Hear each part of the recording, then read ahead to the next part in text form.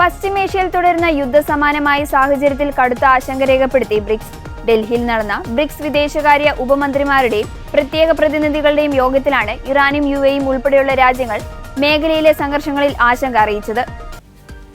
Indian വിദേശകാര്യ മന്ത്രാലയത്തിലെ secretary Neena മൽഹോത്രയുടെ അധ്യക്ഷതയിലായിരുന്നു യോഗം. പശ്ചിമേഷ്യയിലെയും ഉത്തരാഫ്രിക്കയിലെയും നിലവിലെ സ്ഥിതിഗതികൾ യോഗം വിലയിരുത്തി. ഗസയിൽ മാനുഷിക സഹായം എത്തിക്കുന്നതിനെക്കുറിച്ചും UN ഏജൻസിയായ UNRWAയുടെ പ്രവർത്തനങ്ങളെക്കുറിച്ചും വിശദമായ ചർച്ചകൾ നടന്നു. ലബനനിലെ വെടിനിർത്തലിനെ യോഗം സ്വാഗതം ചെയ്തു.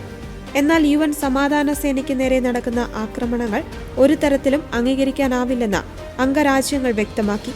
മേഖലയിലെ സമാധാനത്തിന് ഭീഷണിയാകുന്ന US ഇറാൻ തർക്കങ്ങളും ഹിസ്ബുള്ള ഇസ്രായേൽ പോരാട്ടവും ചർച്ചകളിൽ ഇടം പിടിച്ചു. ഭീകരവാദത്തോട് സഹിഷ്ണുതയില്ലാത്ത സമീപനം സ്വീകരിക്കുമെന്ന് ബ്രിക്സ് രാജ്യങ്ങൾ ആവർത്തിച്ചു.